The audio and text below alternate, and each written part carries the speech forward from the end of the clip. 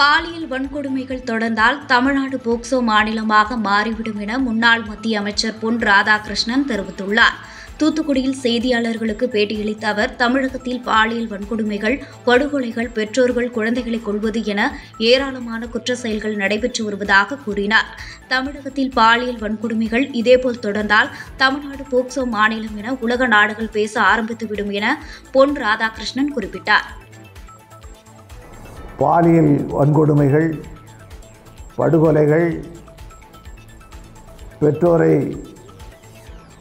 குழந்தைகளை கொல்வது, திருட்டு போல ஏராளமான செய்திகள் வந்து கொண்டிருக்கின்றன. அதில் குறிப்பாக பாலியல் வன்கொடுமை சம்பவங்கள் இன்றைக்கி அது பொருட்டாகவே யாரும் எடுக்கலை. யாரும் அதை பற்றி கவலைப்பட்டதாக தெரியவில்லை. என்னுடைய கவலையெல்லாம் இதே போல் போயாச்சு அப்படின்னு சொன்னால் இன்னும் சில மாதங்களுக்கு உள்ளாக, ஒரு சில மாதங்களுக்குள்ளாக